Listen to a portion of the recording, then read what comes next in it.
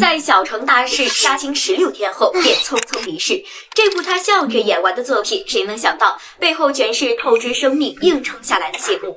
说到这部剧的片场花絮，你肯定也会被他的状态骗到，没有半分病态，就跟咱们隔壁住的热心大姐没啥区别。导演一喊咔，他准是第一个笑出声，跟对手戏演员对词更是精神头十足。可没人知道，这副看着生龙活虎的身子骨早就被癌症掏空了。拍小城大事时已经是晚期，且转移到骨头了。化疗导管藏在戏服底下，止疼泵揣在兜里，全程没跟剧组透半个字儿。这些天的拍摄哪是演戏呀，分别是他凭着最后一口气儿跟死神抢时间。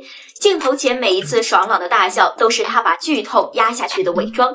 他把所有的鲜活和体面全留给了镜头，自己熬着那些没人看得见的苦。拍摄的时候，他腹部积水严重到不行，就裹上厚厚的束腰，才勉强能穿上戏服。剧组的盒饭他一口都咽不下去，只能靠止疼药和营养液硬撑着。他频繁补妆也不是为了爱美，就是想用厚厚的粉底和腮红盖住化疗后脸上的青灰色。每次开机前，他安安静静的待着，其实都是在攒劲儿，攒那口气，好能撑着走到镜头前。他比谁都清楚，这就是他的谢幕演出了，所以哪怕耗尽最后一滴力气，也要把这出戏演到最好，一点遗憾都不留。说到这儿，大家应该都记得他在《送你一朵小红花》里演的妈妈陶慧吧？当年我们只惊叹她润物的演技，可我们不知道的是，现实里的朱媛媛正跟电影里的角色一样，在跟癌症进行一场漫长又残酷的博弈。拍摄小红花的时候，刚好是他抗癌5年中的一段，戏里他红着眼眶告诉儿子别怕，人活着都会经历失去，我们都害怕失去，但是面对这种害怕，最有力的反击就是认真活好每一分钟每一秒钟。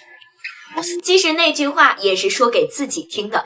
抗癌这5年没拿病情炒过一句话题，还匿名捐了10几万善款，帮那些和他一样患癌的病友，甚至义务主持公益晚会。在小城大事杀青16天后便匆匆离世。丈夫辛柏青说他走得平静，还叮嘱家人不虚度每一秒。戏里他给儿子送上一朵小红花，鼓励他勇敢战胜病魔。戏外他用生命最后5年的时光，把这句话实实在在践行了一遍，也给自己带上了一朵最鲜艳的小红花。说真的，内娱从来不缺光鲜亮丽的明星，也不缺喊着敬业口号的艺人，可像朱媛媛这样的演员真的太少了。黄晓明回忆起合作时还说，他全程没提过一句自己患癌。有人说这是在推崇带病工作，可其实我们致敬的是他对职业的敬畏，对生命的通透。他从来不说自己苦，不卖惨，默默把戏演好，把事儿做好，用51年的人生告诉我们，面对害怕失去的最好反击就是活好每一分钟。现在小城大事里的高雪梅还鲜活地留在屏幕上，这就是演员最好的告别。